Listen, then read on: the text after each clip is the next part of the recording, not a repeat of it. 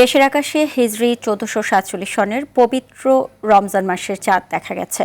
এই মুহূর্তে বায়তুল মোকাররমে ইসলামিক ফাউন্ডেশনের সভাকক্ষে ব্রিফিং করছেন জাতীয় চাঁদ দেখা কমিটি। আমরা সরাসরি চলে যাচ্ছি সেখানে। সোমবার দিবাগত রাত্রে পবিত্র লাইলুল কদর উদযাপিত হবে ইনশাআল্লাহ।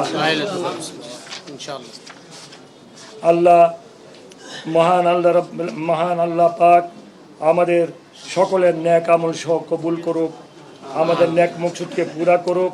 আল্লাহ পাক যে উদ্দেশ্যে যেই কারণে আমাদেরকে সরকারে নিয়েছেন, সেই কারণ হলো দেশের মানুষের খেদমত করা, দেশ থেকে দুর্নীতি দূর করা, দেশ থেকে অন্যায় অত্যাচার অবিচার জুলুম নির্যাতন দূর করা, দেশ থেকে মদ জুয়া ফেন্সিডিল হিরোইন প্রচলনকে দূর করা।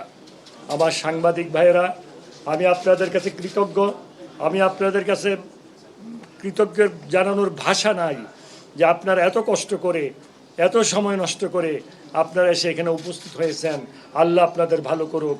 আল্লাহ আমাদের সবাইকে আল্লাহর হুকুম অনুযায়ী চলার তৌফিক দান করুক। আসসালামু আলাইকুম ওয়া রাহমাতুল্লাহি ওয়া বারাকাতুহু। হিন্দু ভাইদেরকে আমার শুভেচ্ছা।